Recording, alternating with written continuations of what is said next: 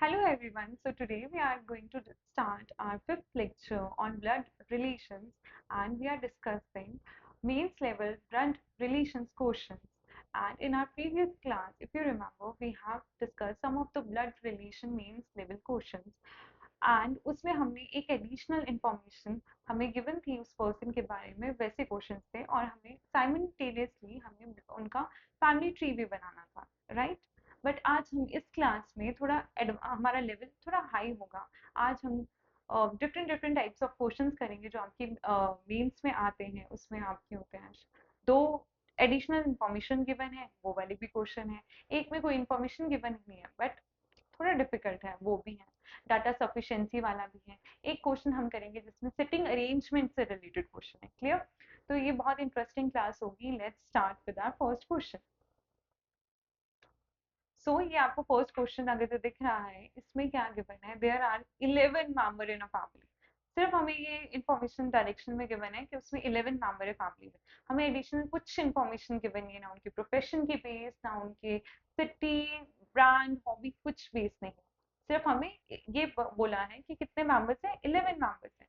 Again जो question आपको छोटा दिखेगा, मतलब पहला ग्राफ उनका छोटा होगा, वो मेंस लेवल की बात कर रही हूँ, वो क्वाइट थोड़ा सा डिफिकल्ट होता है क्योंकि जितनी कम इंफॉर्मेशन उतने कम हमें रिलेशंस बनेंगे। जितनी ज्यादा इंफॉर्मेशन, पैराग्राफ जितना बड़ा होगा उतनी हमें ज्यादा इंफॉर्मेशन मिलेगी, तो हमें जो ब्लड रिलेशन के रिलेशनशिप बनाने में हेल्प ज्यादा मिलेगी। क्लियर? तो अब इस वाले क्वेश्चन में आते हैं, देखते हैं हम ऐसे क्वेश्चंस को कैसे इजीली सॉल्व कर सकते हैं। क्लियर? सो क्या गिवन है हमें, there are 11 member in a family. ठीक है। There is no brother of G, G का कोई भी भाई नहीं है। G who is not daughter of E, ये भी गिवन है कि जी डॉटर भी नहीं ई की, which means G can be son of E, G can be mother of E, G can be anything of E except G can not be daughter of E. Clear? Next है K is niece of H. के जो है वो नीस है किसकी, H की। अब दो केसेस बन सकते हैं, के की या तो सिबलिंग की जो डॉटर है वो एच है, या फिर क्या केस बन सकता है, के हस्बैंड की सिस्टर की जो सिस्टर या ब्रदर की जो भी डॉटर है वो एच है। तो मैंने जस्ट ऐसे बना दिया कि के इज नीस ऑफ एच। जो बेसिक मुझे मतलब इजी वाला है वो बना देते हैं स्टार्टिंग में।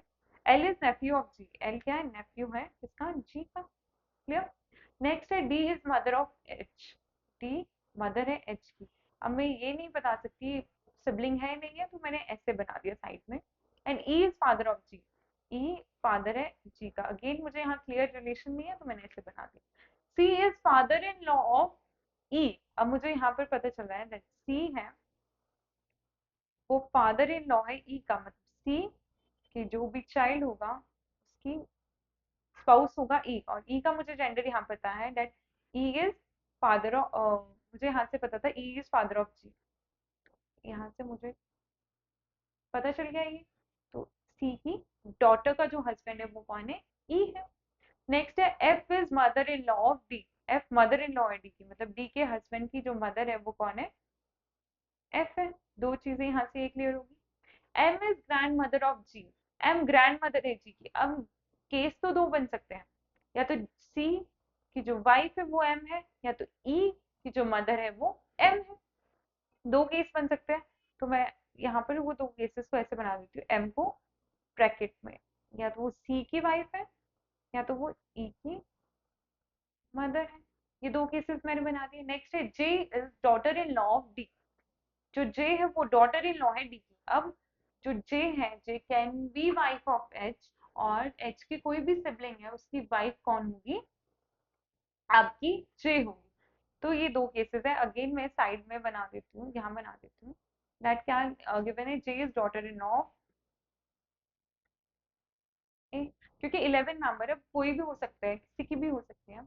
आई is son in law of E, I है वो सन इन लॉ है ई का। अगेन मुझे क्या, एक चीज यहाँ पर अगर जो आप ध्यान से देख रहे हो, there is no brother of G, G का कोई भाई नहीं है। And G who is not daughter of E, G daughter नहीं है तो जी क्या हो जाएगा, सन हो जाएगा। ठीक है।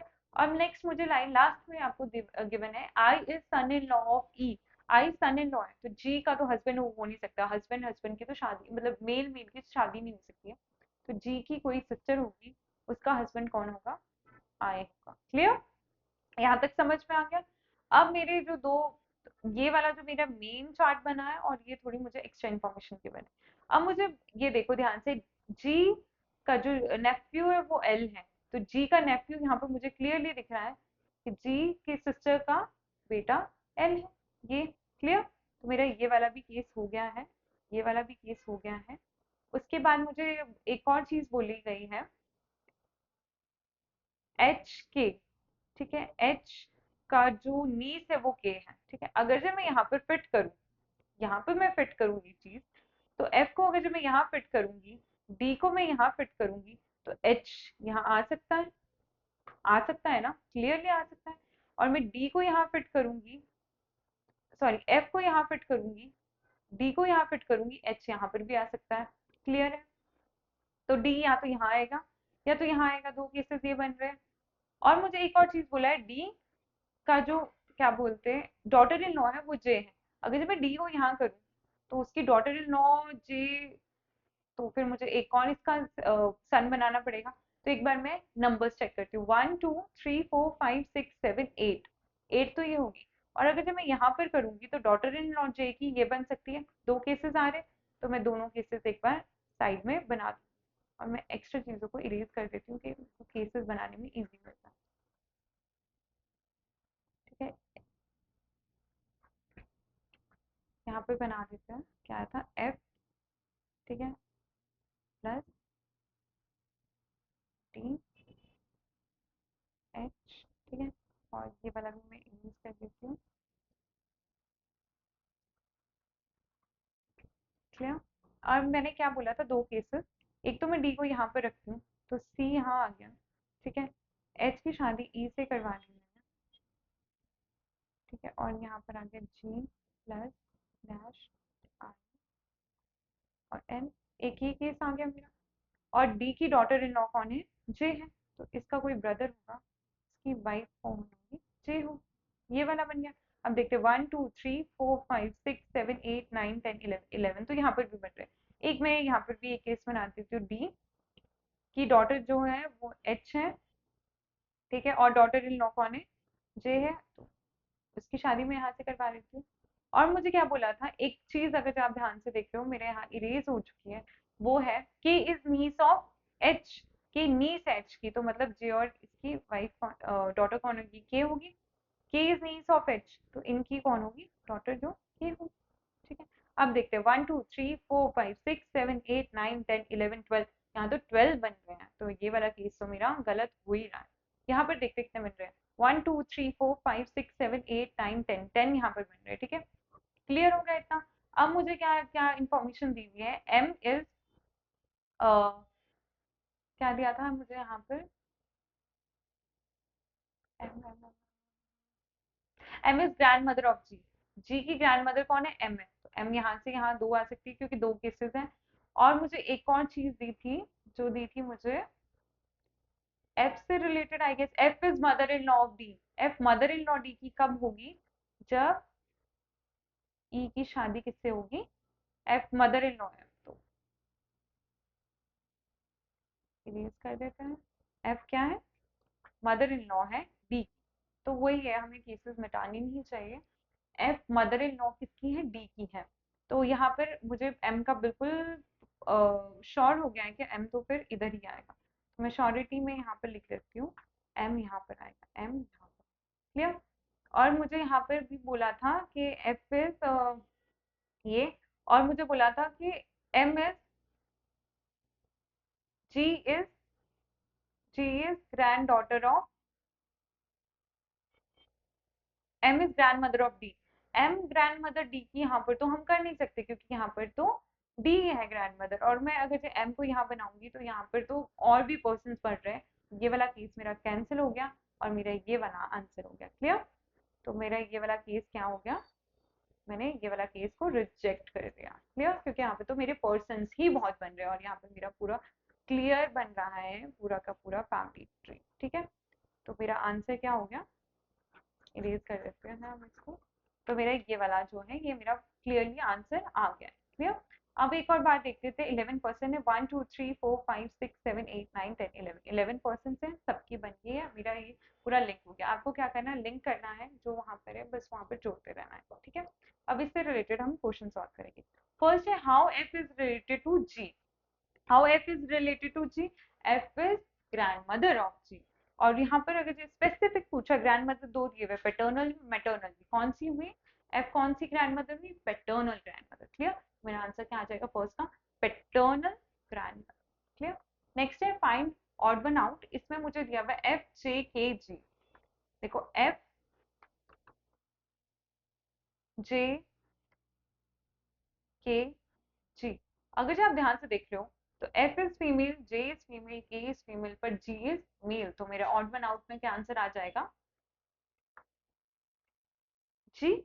जी मेरा यहाँ पर आंसर है। नेक्स्ट है how L is related to J. How L is related to J, L is clearly mention, L is nephew of J, तो इसका क्या आंसर आ जाएगा, मेरा नेफ्यू आ जाएगा। क्लियर, थोड़ा कॉम्प्लिकेटेड है, बट जितने आप प्रैक्टिस करोगे, जितने आप सॉल्व करोगे, आपके लिए उतना ईजी होगा, ठीक है। नेक्स्ट क्वेश्चन पे जंप करते हैं। नेक्स्ट है 8 persons A, B, C, D, E, F and G, H belong to 3 generation family. कितने जनरेशन है, 3 जनरेशन है।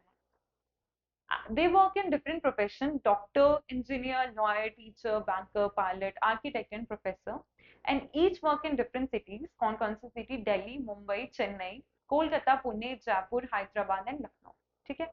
मुझे ये इंफॉर्मेशन दी हुई है कि दो चीजें दी हुई है, एक तो मुझे दी हुई है 3 जनरेशन फैमिली है, उनके प्रोफेशन गिवन है और वो किस किस सिटी में वर्क कर रहे हैं, तो मुझे इस बार दो एक्स्ट्रा इन्फॉर्मेशन दी है। और यहाँ पर मुझे एक और चीज दी है, 4 मेल्स है 4 फीमेल्स है। क्लियर। जब आप मुझे जब भी दो एक्स्ट्रा इन्फॉर्मेशन गिवन होती है, तब उस चीज में और ब्लड रिलेशन में तो मैं एक टेबल बनाती हूँ। कैसे टेबल बनाऊंगी, सबका लिख दूंगी मैं, A B C D, suppose 4 ही पर्सन है एग्जाम्पल के, इनका प्रोफेशन दिया हुआ है और यहाँ पर मुझे वर्क प्लेस दिया हुआ है, ठीक है। तो मैं ऐसे एक टेबल ड्रॉ कर दूंगी, ठीक है। और ठीक है, क्लियरली आप ऐसे भी कर सकते हो टेबल ड्रॉ, और जो जो इनके प्रोफेशन है मैं लिखती रहूंगी अगर जे, ठीक है। जो प्रोफेशन अगर जो दिया होगा तो मैं प्रोफेशन के नीचे प्रोफेशन लिखूंगी, वर्क प्लेस के नीचे वर्क प्लेस लिखूंगी। अब दो इसमें कंडीशन आती है, एक कंडीशन आती है आइदर और की। सपोज मुझे दिया हुआ है B is working either in Delhi और पुणे, तो मैं उसके नीचे आगे इक्वल टू लगा दूंगी, उसके आगे लिख दूंगी दिल्ली स्लैश पुणे। अगर जो मुझे एक दी हुई that D does not, D's profession is not lawyer और टीचर, तो मैं डज नॉट मतलब नहीं है या नाइदर है, तो मैं उसके लिए नॉट इक्वल टू ऐसे साइन, आइदर और के लिए ये वाला sign. Clear, equal to for either और, नॉट इक्वल टू तो नीदर, कि मतलब वो ना लॉयर है ना टीचर है। क्लियर। अब हम क्वेश्चन की तरफ आते हैं, ठीक है। उससे पहले एक बार ये सारा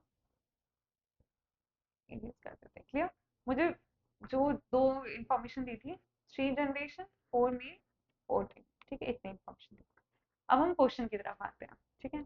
अब क्वेश्चन में क्या है, अगेन हम स्टार्टिंग से सॉल्व करेंगे। और मैंने क्या बोला था, मैं एक टेबल बनाएंगे, तो मैं एक टेबल यहाँ पर बना देती हूँ, टाइप यहाँ बना देती हूँ, ठीक है। ये देखना, A B C D E F G H, ठीक है। इनका यहाँ पर प्रोफेशन लिखेंगे और यहाँ प्लेस लिखेंगे। क्लियर। और वो लाइन्स आपको ड्रॉ करना इन योर नोटबुक। नेक्स्ट है ए इज फादर ऑफ सी, क्योंकि यहाँ थोड़ा क्लमजी हो जाएगा तो मैं सामने सामने लिखूंगी, या फिर ड्राइंग कर लेते हैं, नहीं सामने सामने ही लिखूंगी, क्योंकि मेरा टाइम्स यहाँ पर मेरी अजीब अजीब से हो जाएगी। क्लियर। नेक्स्ट है ए, और जो हमारा ब्लड रिलेशन है वो हम साइड में बनाएंगे। Clear. A is father of C, A is father of C and E G and works as professor in Delhi, तो इसका प्रोफेशन क्या है, प्रोफेसर इन प्लेस क्या है, दिल्ली। क्लियर। उसके बाद है B is wife of A, B क्या है, वाइफ है ए की, and works as teacher but not in Jaipur और दिल्ली। बी क्या है, टीचर है, पर वो ना तो जयपुर में काम कर रही है और ना ही पुणे में काम करते। तो उसके आगे मैं क्या लिख दूंगी, नॉट इक्वल टू जयपुर और slash Pune. C is married to D, C की शादी किससे हुई है, डी से हुई है। And has two children, have two children, इनके दो बच्चे हैं। डी इज डॉक्टर, डी क्या है, डॉक्टर है, तो मैं डॉक्टर लिख देती हूँ डी के आगे। एंड वर्क्स इन मुंबई, और वो मुंबई में काम कर रहे हैं। Clear. E is daughter of G, E है वो डॉटर है जी, ठीक है। And works as lawyer in Hyderabad, तो कौन ई का हम काम कर रही है, lawyer in Hyderabad. Clear. Next है आपका F is son of C and works as engineer, F है वो सन है सी का और वो वर्क कर रहा है as engineer, but not in Chennai, और वो कहाँ काम नहीं कर रहा है, चेन्नई में काम नहीं कर रहा है। एफ चेन्नई में काम नहीं कर रहा है पर इंजीनियर।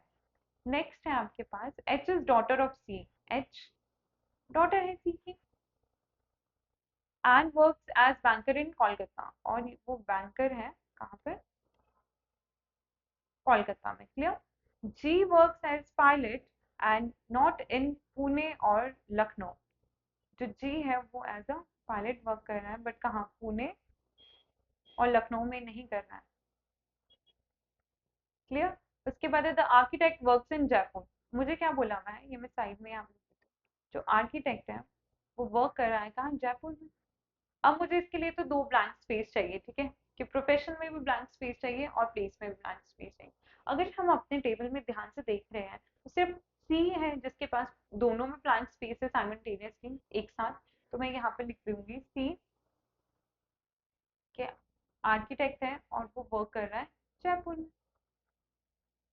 क्लियर। ऐसे ही अगर ये दो होते तो दो में पॉसिबिलिटी होती, ठीक है, वही हम फिर पॉसिबिलिटी का की साइड में लिखते हैं। नेक्स्ट है F does not work in Delhi और मुंबई, ना एफ ना दिल्ली में काम कर रहा है ना मुंबई में काम कर रहा है। क्लियर।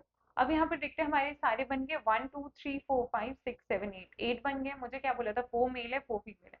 अगेन देखो 1 2 3, इन दोनों में से एक 4 1 2, तो ये डेफिनेटली मेल होगा। अगेन पॉसिबिलिटी है, D can be male, can be female, C can be male, C can be female. Clear. अब अगर जो हम यहाँ पर आए प्लेस ऑफ वर्क में, तो अब पहले हम देखते हैं कि सेम सेम कौन से हैं। तो आप ध्यान से देखियो बी और जी में पुणे, ये दोनों पुणे में काम नहीं कर रहे हैं, तो पुणे में और पुणे में और में कोई काम नहीं कर रहा है, तो एफ कहाँ काम कर रहा है, पुणे में काम करेगा। क्लियर। उसके बाद अब है जो बी है ना, वो जयपुर में काम कर रहा है ना पुणे में काम कर रहा है, जयपुर भी अलॉटेड है पुणे भी अलॉटेड है। अब मैं बी का नहीं बता सकती हूँ, तो जी में आते हैं। जी ना पुणे में वर्क कर रहा है ना लखनऊ में वर्क कर रहा है, ये ना पुणे में कर रहा है ना लखनऊ में कर रहा है, लखनऊ किसी के पास है नहीं है, तो बी कहाँ काम करेगा, लखनऊ में।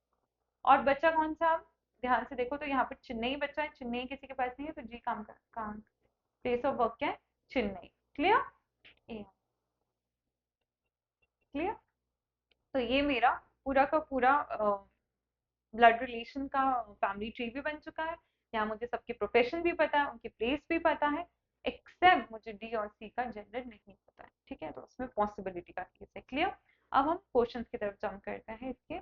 तो फर्स्ट है विच कॉम्बिनेशन इज करेक्ट, अब मुझे बताना है कौन सा कॉम्बिनेशन करेक्ट है। ए टीचर दिल्ली, ए तो प्रोफेसर है, फर्स्ट तो गलत हो गया। सेकेंड है सी डॉक्टर मुंबई, सी तो आर्किटेक्ट है और वो जयपुर में काम कर रहे हैं, तो सेकेंड भी गलत हो गया। नेक्स्ट है C D doctor Mumbai, D doctor Mumbai correct है, तो मेरा सी आंसर है। और पर आप ध्यान से देखोगे तो बी में बोला, ई में ऑप्शन है 1 और 3 भी हो सकते हैं, बोथ 1 and 3, मतलब ए तो हो नहीं सकता, तो ए तो हमारा रॉन्ग था, बी भी रॉन्ग था, तो ये वाला भी रॉन्ग हो गया, तो मेरा ये वाला आंसर करेक्ट है। क्लियर। क्लियर। नेक्स्ट है how F is related to H, ध्यान से देखो एच इज एफ सिस्टर, तो मेरा क्या आंसर आ गया, डी सिस्टर। क्लियर। अब नेक्स्ट क्वेश्चन करते हैं। थर्ड क्वेश्चन है हमारा, 8 people ABCDEFGNH belong to same 3 generation family, each person likes a different color, ठीक है, उनको डिफरेंट डिफरेंट कलर पसंद है, red blue green yellow black white pink and orange. Again there are 4 males and 4 females। Clear. अब हम ये solve करते हैं।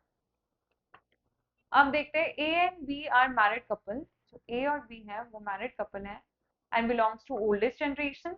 सी इज मैरिड टू डी, जो सी है उसकी शादी किससे हुई है? डी से हुई है। E and F are children of C and D. H is daughter of G, H जो डॉटर है वो जी की है। The one who like red is grandfather of E and B, जो ई एंड बी के grandfather कौन है जिसको रेड पसंद है? रेड इसके ग्रैंडफादर हो गए। उसके बाद है C and G are only children of A and B.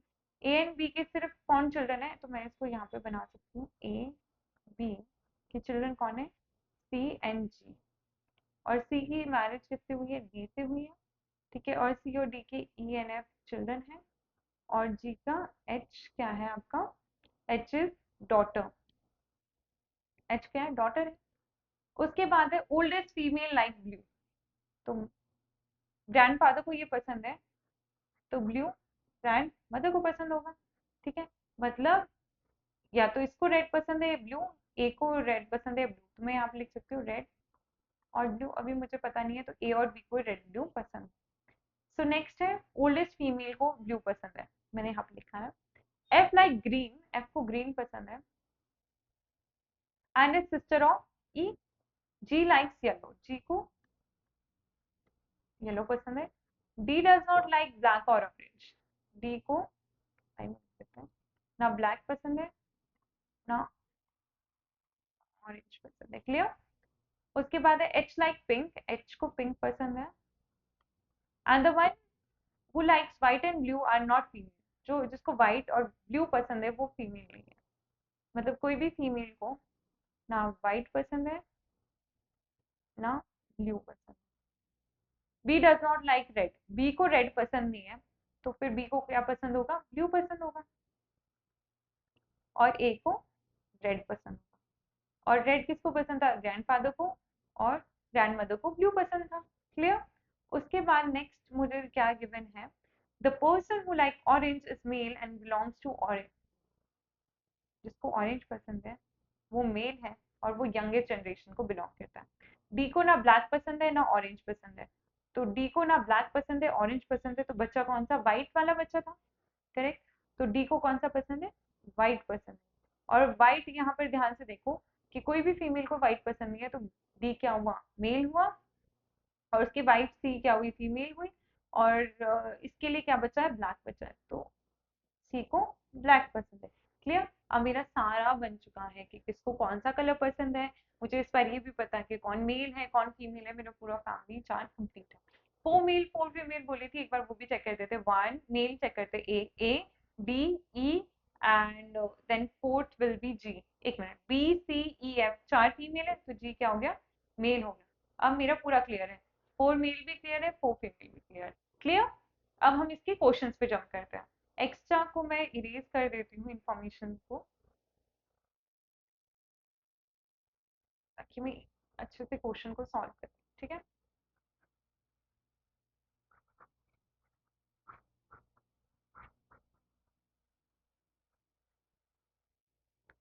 Next question पे find odd one out. B C E D F क्या है? B C A D F ये है। अब देखो, ये मैं मेल फीमेल का कर नहीं सकती हूँ क्योंकि देयर आर 3 फीमेल ओवर या 2 मेल्स। ऑड वन आउट में तो एक है। पर अगर जब हम ध्यान से देखते हैं ए और बी क्या कपल है, डी और सी क्या कपल है, पर एफ कपल है नहीं, एफ तो सिंगल है, तो ऑड वन आउट में इसमें क्या आंसर आ जाएगा आपका? एफ आंसर आ जाएगा। क्लियर?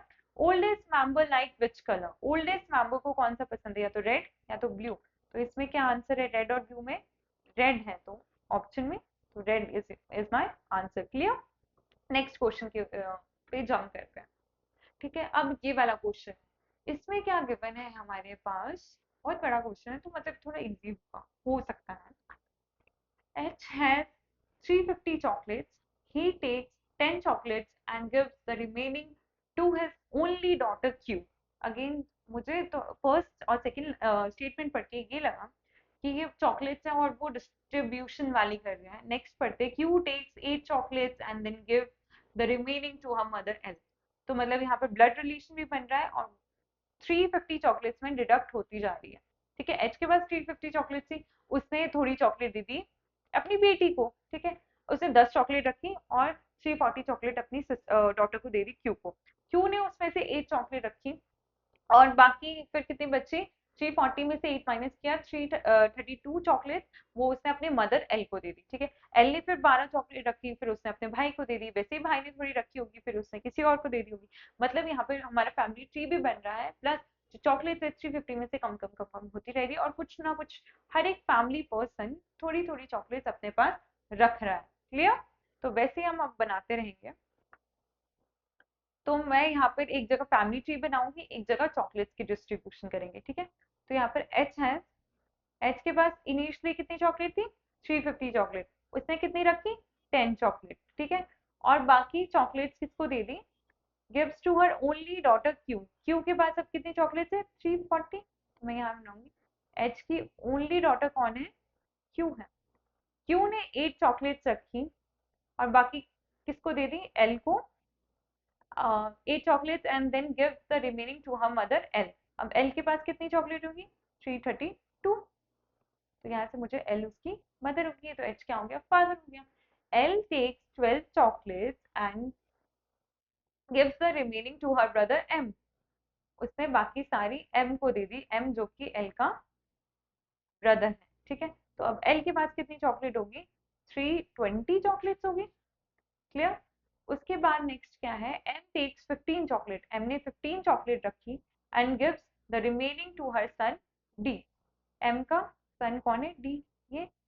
तो अब डी के पास कितनी है, 305 चॉकलेट्स है। ठीक है, डी टेक्स 18 चॉकलेट्स, डी ने 18 चॉकलेट्स दे दी and gives remaining to her daughter T. मतलब डी की डॉटर कौन है, टी है। और टी के पास अब कितनी चॉकलेट्स होगी, 18 माइनस करो, 7 287 या 287 चॉकलेट्स टी के पास होगी।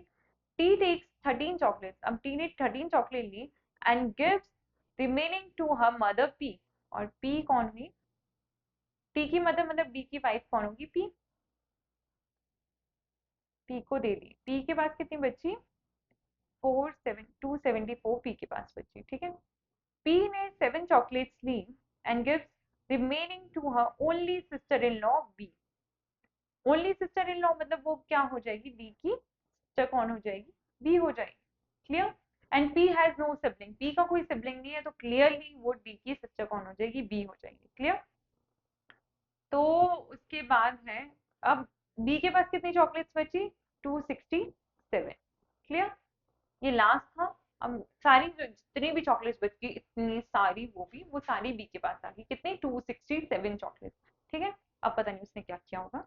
तो अब क्वेश्चंस पे आते हैं। यहाँ पे मेरे चॉकलेट की डिस्ट्रीब्यूशन ही होगी कि किसने कितनी चॉकलेट्स ली, किसने कितनी चॉकलेट्स दी, किसके पास कितनी चॉकलेट्स रिमेनिंग बची, और वहां पे मेरा फैमिली ट्री भी कंप्लीट हो गया है, सबकी मुझे जेंडर भी पता है, रिलेशंस भी पता है। क्लियर? अब मैं आंसर सॉल्व कर सकती हूँ। ठीक है, तो फर्स्ट, ओके यहाँ पे भी सॉल्व कर सकते थे बट इट्स ओके। तो यहाँ पर देखते हैं, what is the total number of chocolates that B and Q है। बी एंड क्यू के पास टोटल कितनी चॉकलेट्स हैं, तो बी के पास देखो 267 है एंड क्यू के पास 8 चॉकलेट्स है, तो टोटल कितनी है, 275। तो आंसर मेरा होना चाहिए 275 is my answer, right? How B is related to Q, how B is related to Q, ध्यान से देखो तो बी और क्यू क्या है, कजन है। क्या है, कजन। तो मेरा आंसर कजन है। नेक्स्ट है, which of the following is true. अब ये वाला क्वेश्चन भी पूछ सकते हैं आपको, पांच स्टेटमेंट्स गिवन है, उसमें से आपको बताना है कि कौन सी ट्रू है। तो फर्स्ट है, M is grandfather of T and has 3 chocolate more than D. मतलब एम के पास 3 चॉकलेट ज्यादा है डी से। तो पहले देखते हैं, is M is grandfather of T, correct. M के पास क्या 3 चॉकलेट ज्यादा है डी से, एम के पास 15 है, डी के पास 18 है। उल्टा हो गया, एम के पास तो 3 चॉकलेट कम है डी से। तो फर्स्ट वाली जो मेरी स्टेटमेंट है वो क्या होगी, इनकरेक्ट। क्लियर? सेकंड देखते हैं, H is uncle of D who has 12 chocolates more then his wife. क्या एच अंकल है डी का, वो है। क्या H D and has how many chocolate, 12 chocolates more than his wife, D who has 12 chocolates more than his wife. मतलब D के पास क्या 12 चॉकलेट ज्यादा है पी से? डी के पास 18 है, पी के पास 17 है, ज्यादा तो है पर कितनी ज्यादा है? 11 ज्यादा है, 12 नहीं। तो सेकंड वाली भी मेरा स्टेटमेंट जो है इनकरेक्ट हो गया। थर्ड पे चलते हैं। T is niece of B and has 5 chocolates more than Q. क्या टी नीस है बी की? करेक्ट है। और क्या उसके पास 5 चॉकलेट्स मोर है बी से? टी के पास 13 है, बी क्यू के पास 8 है, क्यू से पूछा है ना। हाँ, 5 चॉकलेट्स मोर देन क्यू। तो टी के पास 13 है, क्यू के पास 18 है। अगेन क्लियरली दिख रहा है 13 माइनस 8 5। तो मेरा आंसर क्या आ गया कि दोनों स्टेटमेंट्स करेक्ट हैं कि टी नीस भी है बी की और उसके पास 5 चॉकलेट ज्यादा भी है किससे? क्यू से। करेक्ट। तो मेरा ये वाला आंसर आ गया। तो मुझे डी चेक करने की जरूरत ही नहीं है। ठीक है, अब नेक्स्ट क्वेश्चन सॉल्व करते हैं। Okay, 8 persons G, H, I, J, K, L, M, and N sit in a row facing not necessarily in the same order.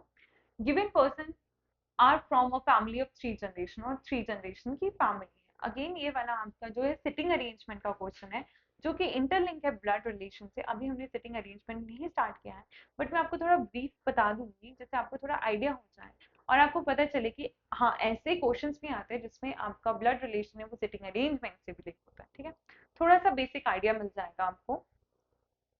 तो उससे पहले मैं थोड़ा सा आइडिया बता देती हूँ। नॉर्थ में बैठे हैं सब। नॉर्थ डायरेक्शन क्या होती है? जब सब नॉर्थ में बैठे हो ना तो मतलब लेफ्ट और राइट। ऐसे नॉर्थ का मतलब होता है लेफ्ट और राइट। तो सपोज एक पर्सन ए है तो उसके लेफ्ट ये वाला हुआ और राइट ये वाला हुआ। ये इसका लेफ्ट हुआ, ये इसका राइट हुआ जब नॉर्थ में बैठे। ठीक है, क्लियर? ये आपकी और एक लीनियर रो में ये लेफ्ट हैंड साइड होती है और ये आपकी राइट हैंड साइड होती है। ठीक है, अब इसमें अगर ये दो तीन चीजें हैं जैसे for example there are 3 person sitting between A and B. 3 person sitting between A and B, तो 1 2 3 ए एंड बी। अब मुझे ये नहीं पता कि किस साइड में बी, शायद यहाँ पर भी हो सकता है। जब तक मुझे ये नहीं पता है कि कौन सी डायरेक्शन से है तो उसका मतलब है शायद ए के लेफ्ट से भी हो सकता है या ए के राइट से भी हो सकता है। मतलब ए के लेफ्ट या राइट में बी बैठ सकता है। तो यहाँ पर दो केसेस बनेंगे। ठीक है, एक होता है A setting second to the right. ठीक है, suppose B is setting second to the right of A.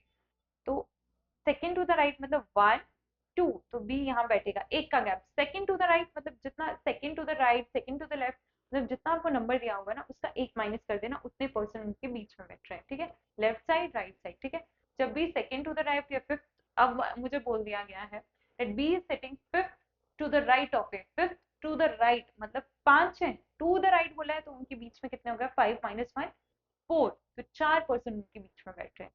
Clear? ये थोड़ी छोटी छोटी चीजें हैं। जब हम सिटिंग अरेंजमेंट का चैप्टर करेंगे तो मैं आपको डिटेल में बताऊंगी। क्लियर? अभी थोड़ा सा बस आइडिया के लिए कि हाँ ऐसे भी क्वेश्चन आते हैं, आपको थोड़ा आइडिया मिल जाएगा सिटिंग अरेंजमेंट होती है। क्लियर? अब हम क्वेश्चन की तरफ करते हैं। साइड बाय साइड हम, एक साइड हम ब्लड रिलेशन बनाएंगे, एक साइड हम लीनियर अरेंजमेंट बनाएंगे। ठीक है, अगेन फर्स्ट लाइन से पढ़ेंगे। I set her to the right of L's wife. L की वाइफ है, सपोज यहाँ पे मैं बना देती हूँ, बीच में बनाते हैं एल्स वाइफ। ठीक है, इसका सारे नॉर्थ में बैठे हैं तो ऐसे I setting third to the right. Third to the right मैंने क्या बोला था? 1 2। हम ऐसे भी बना सकते हैं या फिर एक कम, इनके बीच में 2 पर्सन बैठे। ठीक है, तो I setting third to the left of right of L's wife. तो एल्स वाइफ मैंने उसके नीचे रखा है क्योंकि मुझे ये नहीं पता अभी एल की वाइफ कौन है। नेक्स्ट है only one person is sitting between I and J is mother. अब दो पॉसिबिलिटी बन सकती है, या तो आई के लेफ्ट साइड में बैठ सकती है या तो राइट साइड में। तो पहले हम लेफ्ट की बनाते हैं, राइट की बना देते हैं। One person is sitting between I and J is mother. तो ये मैं जे की मदर बना देती हूँ। एक पॉसिबिलिटी इधर। अगेन ये कौन है? Else wife, left right. उसके थर्ड राइट में कौन बैठा है? एल बैठा है। और एल को एक गैप छोड़ के यहाँ पर कौन बैठी है? J is mother. Clear? Next है J is mother comma M. तो जे की मदर कौन है? एम। मुझे ये पता चला कि मैं साइड में बना देती हूँ कि जो जे की मदर है वो कौन है? एम है। साइड में बना दिया। आई इज अंकल ऑफ जे। अब आई अंकल है जे का, दो पॉसिबिलिटी बन सकती है, या तो एम का वो ब्रदर होगा या तो एम कि हस्बैंड का ब्रदर आई होगा और वो अंकल है किसका, जे का। मैंने दोनों पॉसिबिलिटीज बना ली। जे हु इज मेल, जे क्या है, मेल, ये मुझे पता चलता है, ठीक है। नेक्स्ट है 4 person are sitting between G and H. 4 person बैठे जी एंड एच के। नेक्स्ट लाइन में भी जी और एच के बारे में इंफॉर्मेशन है। Both G and H sit to the left of M. G और एच के बीच में 1 2 3 4, जी और एच के बीच में 4 पर्सन बैठे हैं।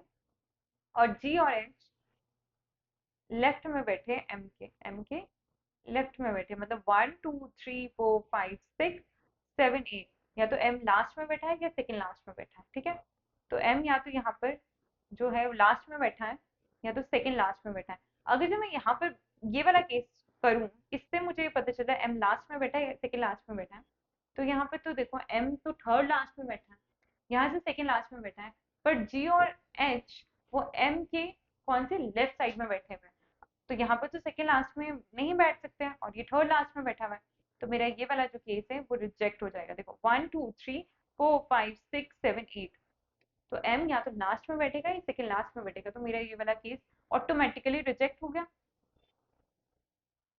मैं इरेज कर देती हूँ ताकि मैसी मैसी ना लगे। क्लियर, ठीक है। तो मुझे ये वाला केस क्लियर है, या तो एम लास्ट में बैठा है या सेकंड लास्ट में बैठा है। तो 1 2 3 4 5 6 7 8 मैं यहाँ पर ही बना देती हूँ जी और एच को। तो मैंने बोला था एक और बना देते हैं एम, जो कि जे की मदर है। अब मुझे तो पता चल गया है आई, सॉरी लास्ट में बैठा है या सेकंड लास्ट में बैठा है, ठीक है। तो यहाँ पर मैंने जब लास्ट में बनाया तो मैं यहाँ पर सेकंड लास्ट में बना सकती हूँ। 1 2 3 4 5 6 7 8 और 2 छोड़ के बैठी यहाँ पर एल 5। अगेन इसमें लेफ्ट एंड राइट कर देते हैं, ये वाला कर देती हूँ, ठीक है। अब मुझे ये है कि जी और एच, तो ध्यान से देखो जी और एच या तो यहाँ बैठ सकते हैं। तो 1 2 3 4, तो जी और एच यहाँ बैठेंगे। यहाँ पर मैं जी और एच को इधर नहीं बैठा सकती हूँ। देखो जी और एच यहाँ पर बैठाऊंगी 1 2 3 4, यहाँ तो आई बैठा हुआ है तो यहाँ तो पॉसिबल नहीं है। तो मैं जी और एच को दोनों में सेकेंड लास्ट पे बैठे, ठीक है। 1 2 3 4 क्लियर। मेरी दो जो लीनियर अरेंजमेंट है वो भी बन चुकी है पॉसिबिलिटीज में। मैं ये भी इरेज कर दूं क्योंकि मैंने यहाँ पे बना दिया है। अब मैंने जी और एच को पॉसिबिलिटी में क्यों रखा है, क्योंकि मुझे आइडिया नहीं है कि जी और एच, जी लेफ्ट में बैठा है एच के या राइट में, ठीक है। तो पॉसिबिलिटी में मैंने ऐसे बना दिया। नेक्स्ट मुझे क्या पता है, H is spouse of M. H जो है वो स्पाउस है एम का। मैंने यहाँ पे स्पाउस बना दिया एम का। And has no sibling, H की कोई सिबलिंग नहीं है तो ये वाला केस भी मेरा रिजेक्ट हो गया। अगेन मैं इसको इरेज कर देती हूँ क्योंकि ये वाला मेरे एच की कोई सिबलिंग नहीं है, वहां पर क्लियरली लिखा है that H has no sibling. तो मैं यहाँ पे बड़ा सारा बना देती हूँ कि ये मेरा, ये तो मेरे को क्लियर है कि इतना है, ठीक है। और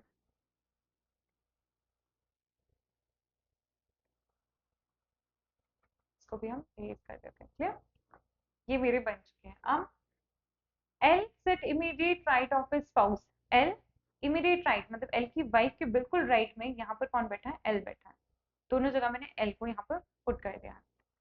immediate neighbour of L R females. L की जो इमीडिएट नेबर्स हैं मतलब उसके जो साथ में बैठी है दोनों, वो क्या है, लड़कियां हैं।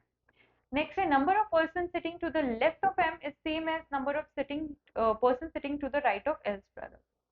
जितने भी एल के लेफ्ट में बैठे हुए, सॉरी एम के लेफ्ट में बैठे हैं उतने ही आपके एल के ब्रदर के राइट में बैठे हुए हैं।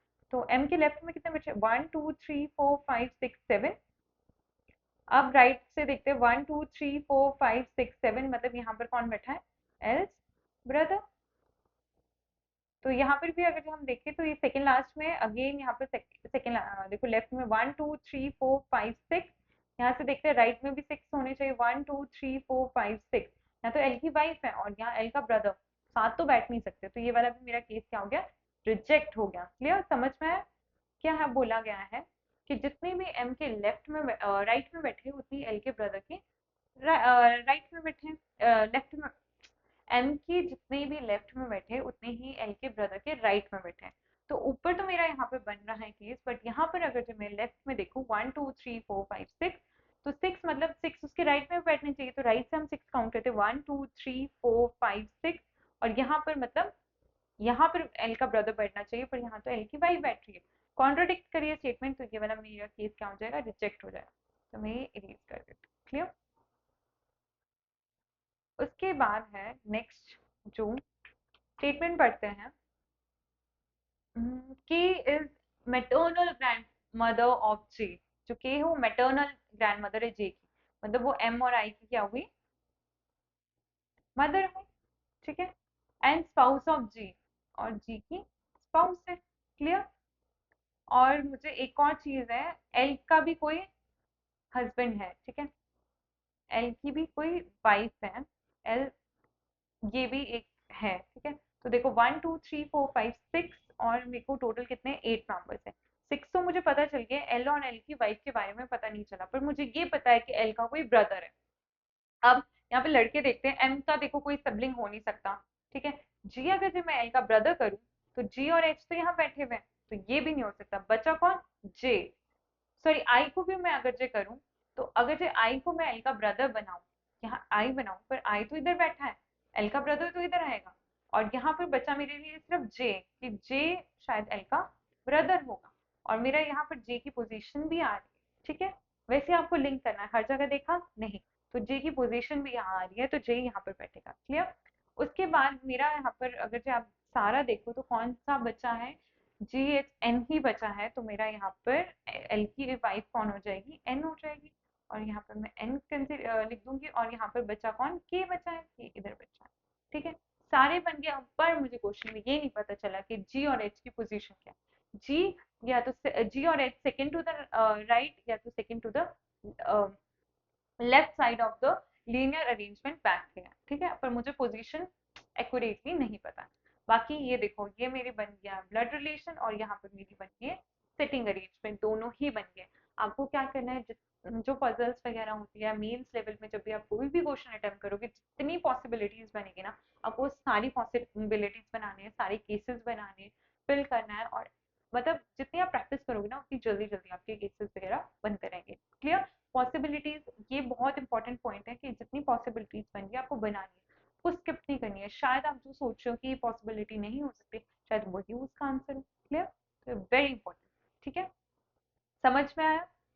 ठीक है। अब हम इसके रिलेटेड क्वेश्चंस को सॉल्व करते हैं। इसमें क्या है, who set fourth to the left of I. अब ध्यान से देखो, आई ये है, इसका फोर्थ लेफ्ट, मतलब लेफ्ट साइड देखेंगे 1 2 3 फोर्थ। फोर्थ में कौन बैठा है, या तो जी या तो एच।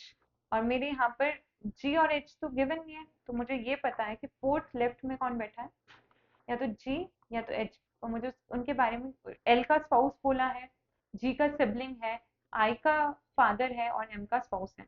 तो अगर जब हम ध्यान से देखें, तो जी और एच, जी ये है, एच ये है। जी क्या है, के का स्पाउस है, और एच क्या है, एम का स्पाउस है।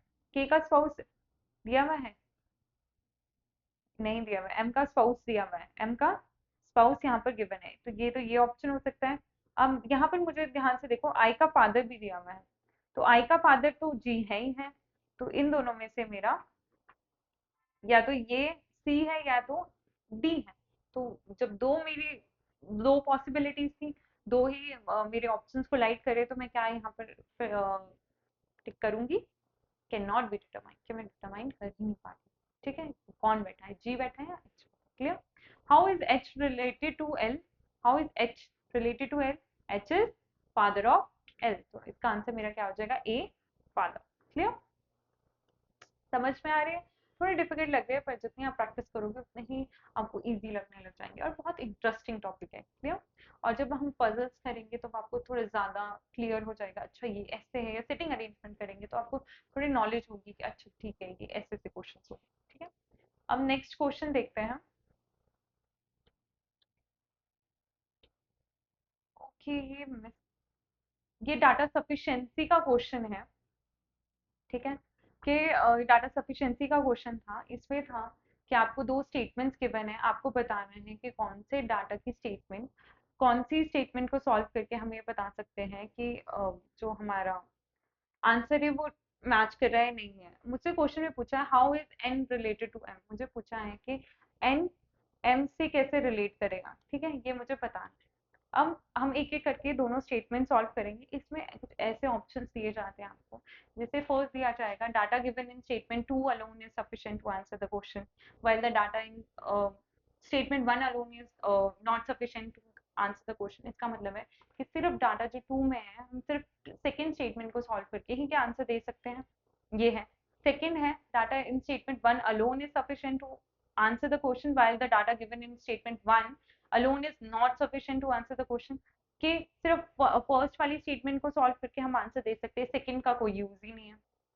नेक्स्ट है डाटा इन अदर, कि आइदर ए या बी, मतलब दोनों को इंडिविजुअली अगर जो हम सॉल्व करें तब हम आंसर क्वेश्चन का आंसर दे सकते हैं। तो उसमें है कि ए से भी इंडिविजुअली आंसर आ रहा है, बी से भी इंडिविजुअली आंसर आ रहा है। नेक्स्ट है data given in both the statement 1 and 2, कि दोनों को मिला के, दोनों को कोलाइड करके, क्लब करके हम दोनों को जो भी है उन सब सारी सिचुएशन पॉसिबिलिटी को क्लब करके हम आंसर दे पा रहे हैं, तो वो है आपकी डी।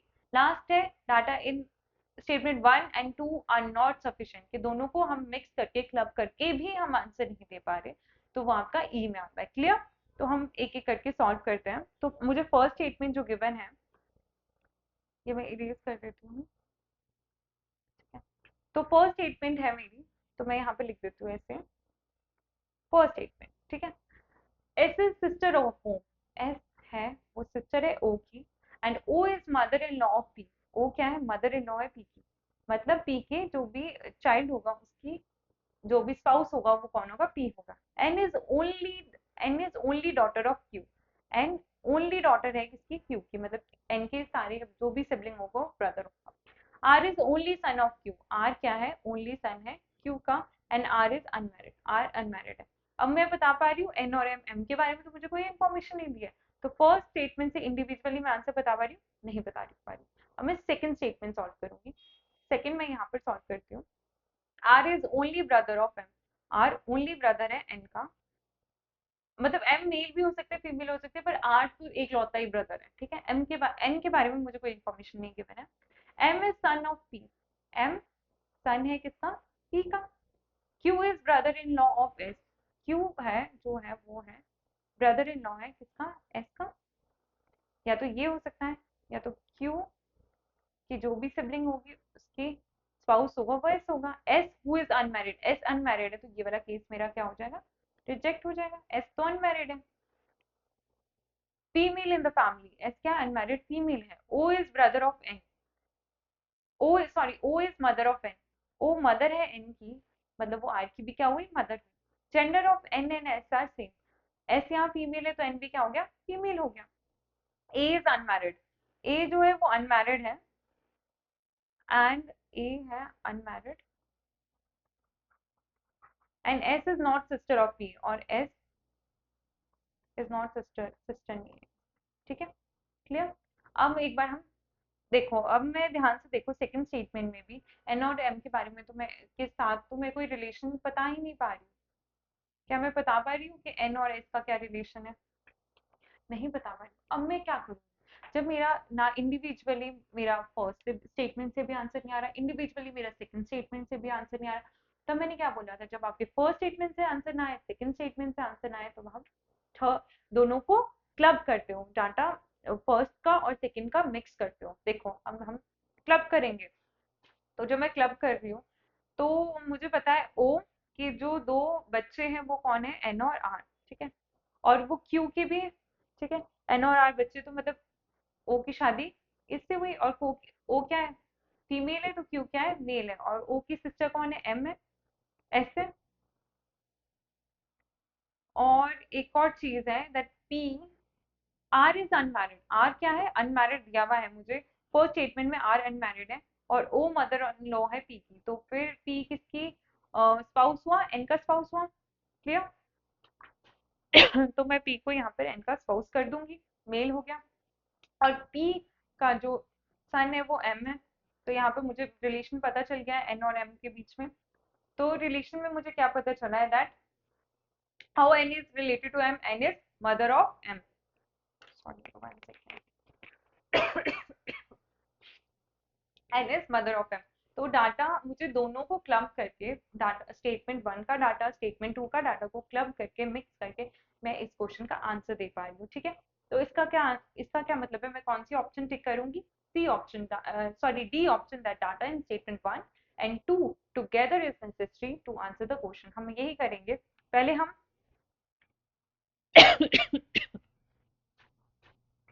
पहले हम इंडिविजुअली देखेंगे, स्टेटमेंट 1 का सॉल्व करेंगे, देन स्टेटमेंट 2 का सॉल्व करेंगे। देन अगर जो उन दोनों को इंडिविजुअली सॉल्व करके हमारे पास आंसर नहीं आ रहा है, देन हम दोनों को क्लब करेंगे, ठीक है।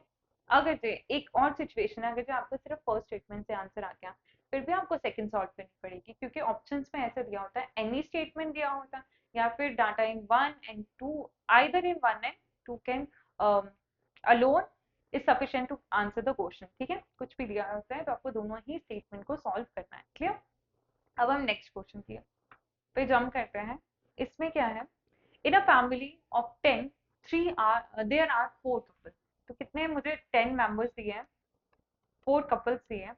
The family members are A B L M N P R I K N S, ठीक है। और मुझे मेल मेंबर्स भी गिवन है, that A B P I N R are male members and B and R are fathers, ठीक है। कि B और R फादर है। नेक्स्ट है B was born in 1963। तो मैं अगर जो ध्यान से देखूं, सबका A who was born in 1992, मुझे सबकी date of year of birth भी गिवन है। मुझे मेल गिवन है, 4 मेल मेंबर्स है, कौन कौन, 5 मेल मेंबर्स है, A B P I R, और B और R फादर्स, B और R फादर्स है, ठीक है।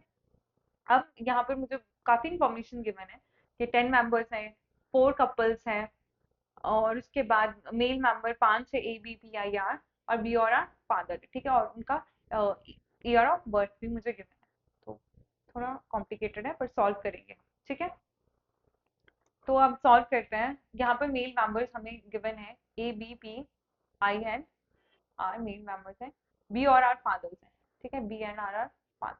ये आप साइड में लिख सकते हो, या तो मैं यहीं पर इसको हाईलाइट कर दूं कि ये इंपॉर्टेंट इन्फॉर्मेशन है, क्लियर। अब यहाँ से स्टार्ट करते हैं। बी वॉज बॉर्न इन 1963, ठीक है। A is grandson of person who born in 1963। A है वो ग्रैंडसन है पर्सन का जो कि 1963 में बॉर्न हुआ है, जो कि कौन है, बी। नेक्स्ट है and who was born in 1992 is married to person born in 1991, and जो कि 1992 में born है, वो married है with a person born in 1991, ठीक है। S who is 5 year younger to B। तो S 5 year younger है, मतलब -5 कर दो, 1958, हाँ 1958 आ गया आंसर। तो is the mother in law of S who is 5 year younger to B। S के बारे में एडिशनल इंफॉर्मेशन दी है, who is 5 year younger to B। S is the only mother in law in the family। S क्या है, only mother in law है family में, मतलब कोई अब किसी की भी बच्चे की शादी नहीं हुई है, सिर्फ एस और बी की ही बच्चों की शादी। तो एस मदर इन लॉ है, तो बी क्या हो गया, फादर, मतलब फादर इन लॉ ही हो गया 1958, ठीक है। ये मेरे को गिवन।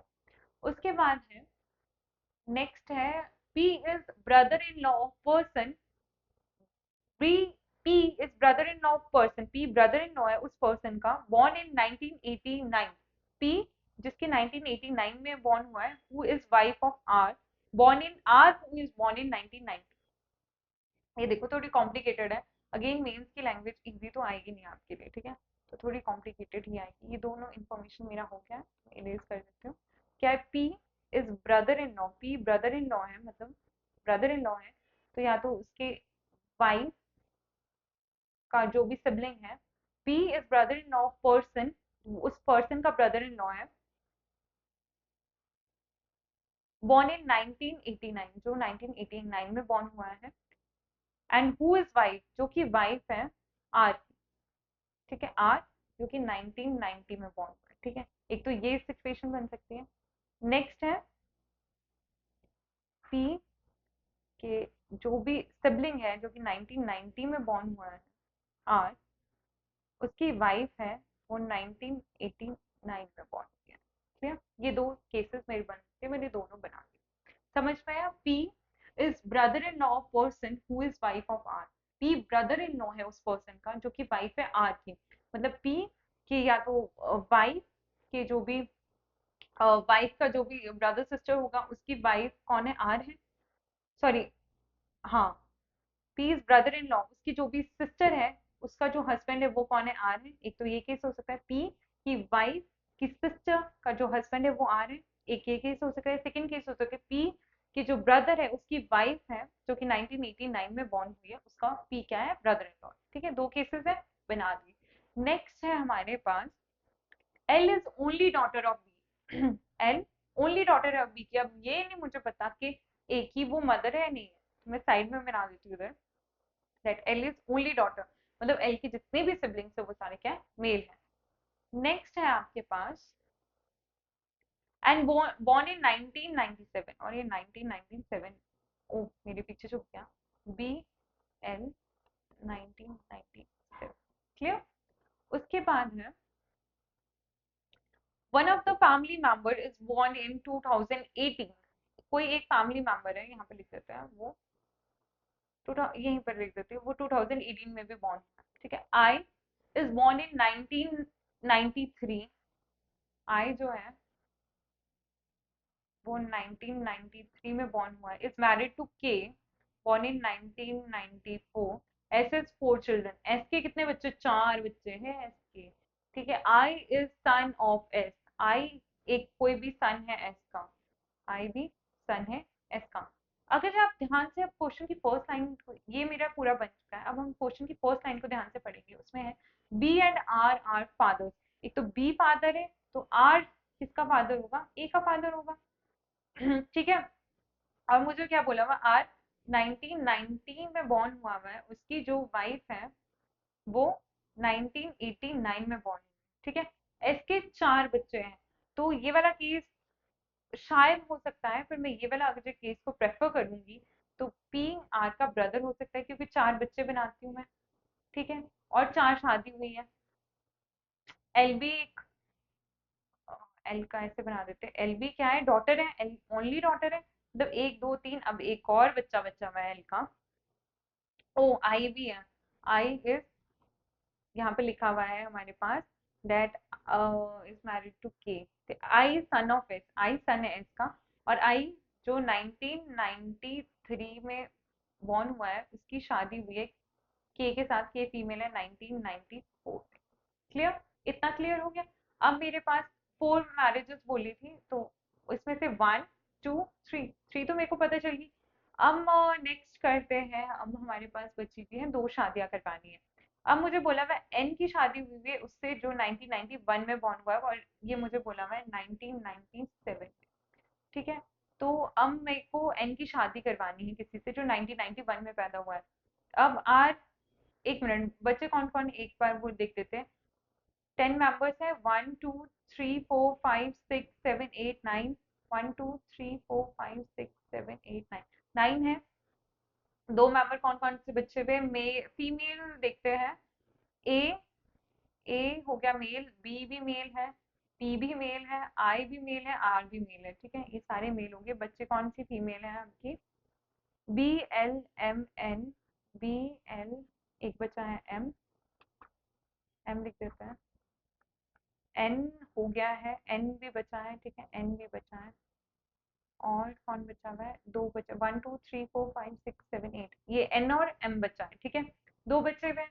अब जो एन है उसकी शादी तो उससे हुई है जो 1991 में पैदा हुआ है। ठीक है, तो एम के लिए मेरे पास यही स्पेस बचा है, तो एम यहाँ पर।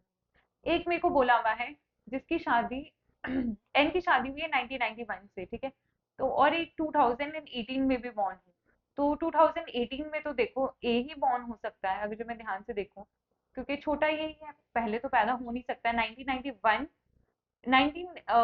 1990 में तो उसकी पापा पैदा हुए हुए हैं, तो उसका बच्चा 1991 में तो इम्पॉसिबल है कि ये पैदा होगा। ठीक है, तो बच्चा कौन है? पी। अब पी के लिए मेरे अब पी और एन ही बचे हुए हैं, तो मतलब और चार मुझे कपल्स बनाने हैं, तो पी की मैं ऐसे बना देती हूँ, एन उसकी वाइफ है, तो पी के लिए मेरे पास बचा हुआ है 1991 और एन के लिए 1992। तो थोड़ा आपको ध्यान देना है, पी और एन क्या है, कपल। और ये मेरा पूरा फैमिली ट्री कंप्लीट हो गया है। ये पूरा फैमिली ट्री, ये सारी पॉसिबिलिटीज को जोड़ के ये मेरा फैमिली ट्री अब कंप्लीट हो गया कि बी और S they are couple, M R couple है, पी एन कपल है, आई के कपल है, चार कपल हो गए। 5 मेरे पास मेल हो गए, 5 फीमेल होगी। नेक्स्ट मेरे पास सारी 3 जनरेशन बन चुकी हैं। और उसके बाद एस के 4 बच्चे बोले थे, 1 R P L I, 4 children हो गए एस के। उसके बाद मुझे बोला था सिर्फ ऐसी मदर इन लॉ है, तो ऐसी मदर इन लॉ है, और एक ही भी शादी नहीं करवा सकती क्योंकि ऐसी मदर इन लॉ है। क्लियर? तो ये मेरा पूरा फैमिली ट्री जो है आपका कंप्लीट हो चुका है। अब हम इसके क्वेश्चंस पे देखते हैं, ठीक है। फर्स्ट है find odd one out, I L R P S, I L R P S. तो अगर जो आप ध्यान से देखो, आर पी एल आई, ये क्या है, चिल्ड्रन है किसके, एस के। एक ये भी केस हो सकता है कि एस ऑड वन आउट है, बाकी सारे सिबलिंग्स हैं। एक ये भी हो सकता है कि आर पी एल आई ये सेम जनरेशन से बिलोंग कर रहे हैं और एस दूसरी जनरेशन से बिलोंग कर रही है, फर्स्ट जनरेशन से। तो मेरा आंसर ऑड वन आउट में कौन हो जाएगा, एस हो जाएगी। नेक्स्ट है how L related to M, कि एल का रिलेशन एम के साथ क्या है। तो ध्यान से देखो, एल एम की क्या है, सिस्टर इन लॉ। तो क्या आंसर आ गया मेरा, सिस्टर इन लॉ। क्लियर? अब हम नेक्स्ट, समझ में आ गया क्वेश्चन। अब नेक्स्ट क्वेश्चन पे जंप करते हैं। There are 7 persons in a family, namely M, L, K, J, I, H, and G. ठीक है? All of them related to each other. Also, each person has different age. सबकी age जो है different different है. The fourth oldest person in the family is male. कि जो चौथा oldest है वो male है. L is older than M but younger than I. L is older than M and younger than I. तो इससे मुझे थोड़ा ये पता चल रहा है order and ranking से related है. ठीक है, जो ये वाली ब्लड रिलेशन है वो किस टॉपिक से रिलेटेड है, ऑर्डर एंड रैंकिंग से रिलेटेड है। क्लियर?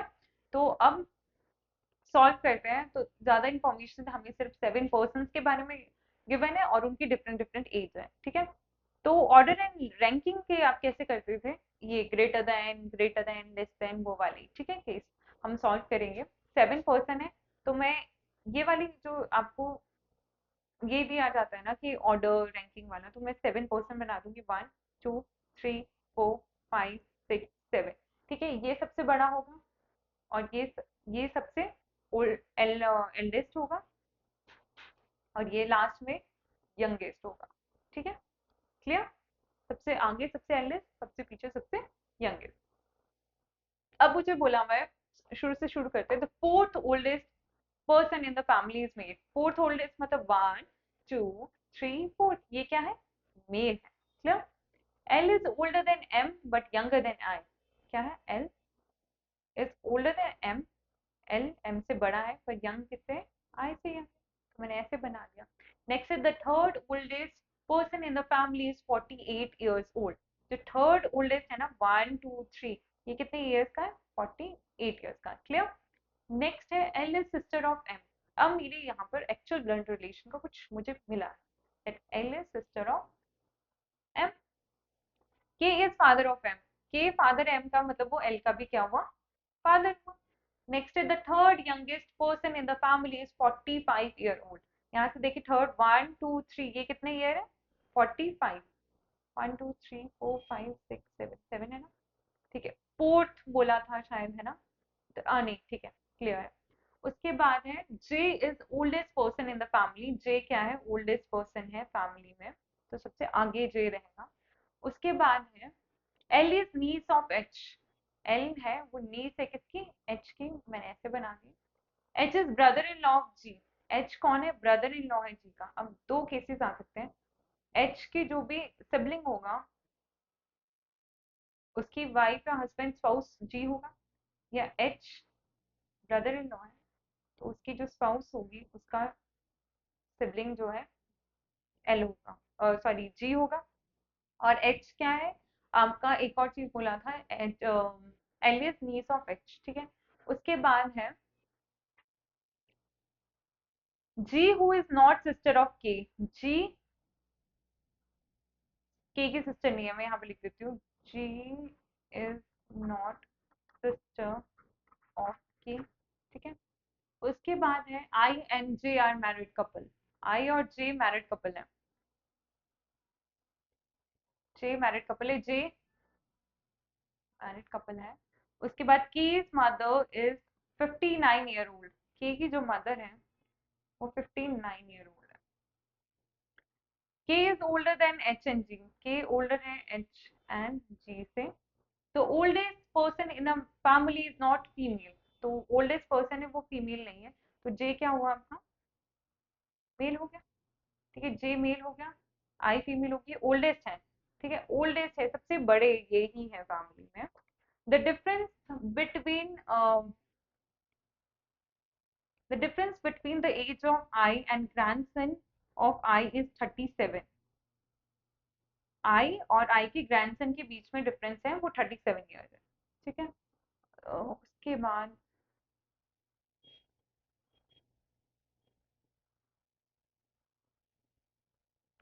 के की जो मदर है वो 59 ईयर ओल्ड है, ठीक है, के की कोई ना कोई तो मदर होगी, और आई और जे ओल्डेस्ट है। अगर जब मैं इसको के की मदर बना दूँ, के को इधर बना दूँ, ठीक है, और इसकी मदर मतलब ये 59 ईयर ओल्ड है, ठीक है, और के जो दो बच्चे हैं एल और एम, ठीक है, क्योंकि यहाँ पे मुझे लिखा हुआ है that the difference between the age of I and grandson of I is 37, I ये है, ठीक है, ग्रैंडसन शायद कोई और भी हो सकता है। उसके बाद मुझे बोला हुआ है एल क्या है, नी से एच की, एल क्या है, नी से एच की, तो ये भी है, एक बार फिर पढ़ लेते हैं, कुछ मिस तो नहीं हुआ। The third oldest person L is sister of M, ठीक है, K is father of M, K the third youngest, J is oldest person, L niece है, एच ब्रदर इन लॉ है के का, जी का, G who is not sister of, देखो G sister नहीं है आपकी के की, जी जब सिस्टर नहीं है,